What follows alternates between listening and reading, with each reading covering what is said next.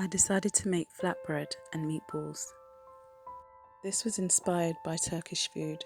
When during the pandemic all of the restaurants were closed down, I really wanted to eat Turkish food, and so I decided to make meatballs and flatbread. I served it with some rice which I steamed with cabbage and some salad.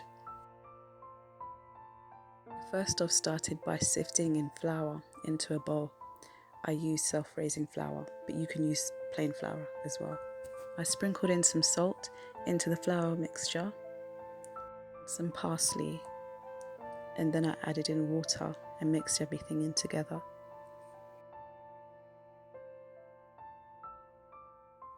I'll give a recap of part 1 of Jesus our High Priest. So in part 1 we discussed the garments of the High Priest and how it reminds us of Jesus. We looked at the different offerings that the High Priest offered, and again how they remind us of Jesus. And we looked at the duties of the High Priest and compared Aaron, the first High Priest, and Jesus, our eternal High Priest. We discussed in detail the sacrifices of a High Priest and the sacrifice of Jesus.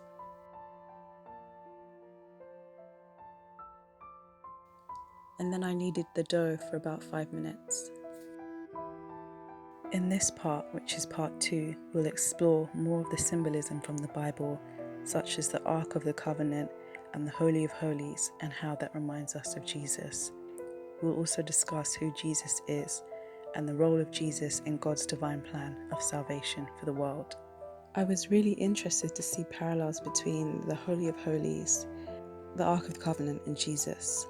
The Ark of Covenant was covered with gold, had an atonement cover or a mercy seat, and cherubim statues on top of it.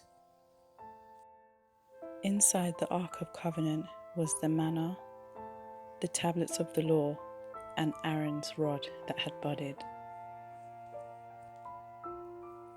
We can also see parallels with the manna and with Jesus as well, and the manna was inside the Ark of the Covenant. In John 6 verse 35 it says, "And Jesus said to them, I am the bread of life. He who comes to me shall never hunger, and he who believes in me shall never thirst." And in Mark chapter 14 verses 22 to 24, Jesus alluded to his death and his sacrifice for everybody, as it says, "And as they were eating, Jesus took bread, blessed and broke it, and gave it to them and said, 'Take, eat, this is my body.'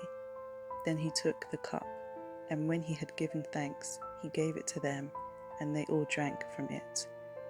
And he said to them, 'This is my blood of the new covenant, which is shed for many.'" Aaron's rod, which was in the Ark of the Covenant, also reminds me of Jesus, in that Jesus is the Good Shepherd who lays down his life for his sheep, as it says in John chapter 10 verse 11. I also found it interesting that the Ark of Covenant had the tablets of the law, and Jesus did not come to abolish the law, but to fulfill it, as it says in Matthew 5 verse 17. So for example, Jesus said that everyone should love the Lord their God with all their heart, all their soul, all their mind, and all their strength, and then love their neighbour as themselves, and that there is no greater commandment than these. And that's because if somebody does these things, then they are fulfilling all of the law. And this is more important than all burnt offerings and sacrifices. I sprinkled some flour on the surface and then rolled out the dough flat. The Holy of Holies is where the presence of God dwelt. The most holy place is where God dwelt with his people, as it says in Psalm 46 verse 4.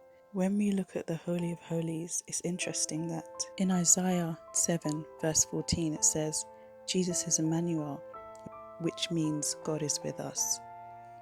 In the Old Testament, before Aaron the high priest could come into the holy place, the most holy place, he needed to be cleansed. But because of Jesus, we have been cleansed by the blood shed through Jesus Christ our Lord. And what cleanses the heart is Jesus. If you confess with your mouth that Jesus is Lord and believe in your heart that God raised him from the dead, you will be saved. For it is with your heart that you believe and are justified, and it is with your mouth that you confess and are saved, as it says in Romans 10, verse 9. When I was thinking of sprinkling, I was reminded also of when Jesus died on the cross and the soldier pierced his side and out came out blood and water, almost like a sprinkling. After I'd rolled out all of the dough, I then fried it in a frying pan with a little bit of oil on medium-low heat, and I turned over the flatbread so that it cooked on each side. Also in the sanctuary was the lampstand, and in John 8:12 it says, "Then Jesus spoke to them again, saying, I am the light of the world. He who follows me shall not walk in darkness, but have the light of life." And with the mercy seat or atonement cover, the atonement is to appease, pacify, or make propitiation or reconciliation. Jesus is the Prince of Peace. We were reconciled to God through the death of Jesus. Let's explore the reason why God chose to come to the earth as a human. Deuteronomy 6:4 reminds us that the Lord our God is one. God appeared to us in human form in Jesus. Jesus is the Son of God. Jesus is fully human whilst still being God. God shared in our humanity by coming to this world in human form, and as it says in Hebrews 2 verses 17 to 18, for this reason he had to be made like them, fully human in every way, in order that he might become a merciful and faithful high priest in service to God, and that he might make atonement for the sins of the people. Because he himself suffered when he was tempted, he is able to help those who are being tempted.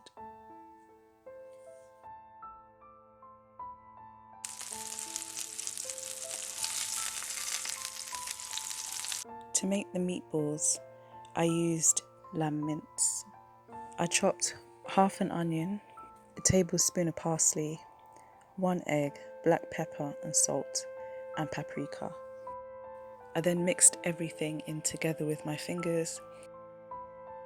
In Hebrews 1, verses 5 to 13 speaks about Jesus. For to which of the angels did he ever say, "You are my son, today I have begotten you"? And again, "I will be to him a father, and he shall be to me a son." But when he again brings the firstborn into the world, he says, "Let all the angels of God worship him." And of the angels he says, "Who makes his angels spirits, and his ministers a flame of fire." But to the Son he says, "Your throne, O God, is forever and ever. A scepter of righteousness is the scepter of your kingdom. You have loved righteousness and hated lawlessness. Therefore God, your God, has anointed you with the oil of gladness more than your companions. And you, Lord, in the beginning laid the foundation of the earth, and the heavens are the work of your hands. They will perish, but you remain, and they will all grow old like a garment, like a cloak. You will fold them up, and they will be changed, but you are the same. Your years will not fail." But to which of the angels has he ever said, "Sit at my right hand till I make your enemies your footstool"? We can also learn more about Jesus in Luke 1:26 to 35. And it says, "Now in the 6th month the angel Gabriel was sent by God to a city of Galilee named Nazareth, to a virgin betrothed to a man whose name was Joseph, of the house of David. The virgin's name was Mary.